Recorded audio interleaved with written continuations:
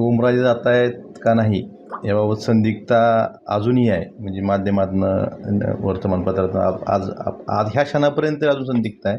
आणि आमचा पक्ष एकसंघ राहावा हा प्रयत्न माझा कालही चालू होता आणि शेवटपर्यंत राहणार आहे. काय करतात प्रयत्न नेमके?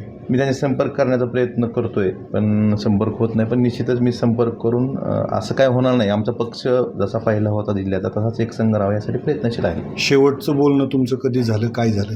नाही, परवा फक्त केसचा विषय जो होता तारखेचा त्या दिवशी झालं, तर त्यानंतर नाही बोलणार. या सगळ्या चर्चेनंतर तुम्ही काही त्यांच्याशी बोलण्याचा प्रयत्न केला? प्रयत्न करतो, बोलणं झालं नाही, संपर्क होत नाही माझा. मी तेच करतोय प्रयत्न.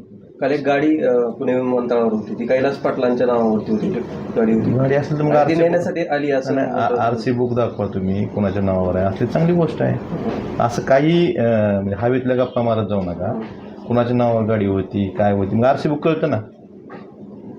तुम्ही एखादी गोष्ट बोलण्याआधी त्याची खात्री करत जावा. असले तर तुम्ही RC बुक दाखवायला पाहिजे होतं, ही गाडी तिथं होती, हे त्याचे व्हिज्युअल्स, हा तुमचा नाही मग दाखवा ना, मला त्या गाडीचा नंबर सांगा. मग त्यानंतर त्या गाडीचं RC बुक दाखवा. आता ऑनलाईन कुठल्याही गाडीची कुणाच्या नावावर कळते.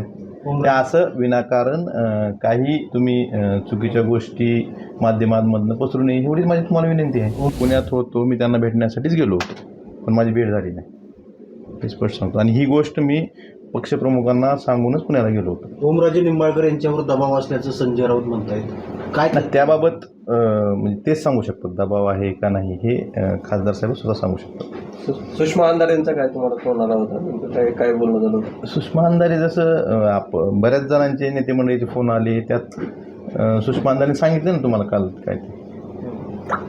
खरं तर आता मी त्यांना ज्या गोष्टी खऱ्या आहेत किंवा ज्या वाटतात ते मी मोकळेपणे त्यांना बोललो होतो.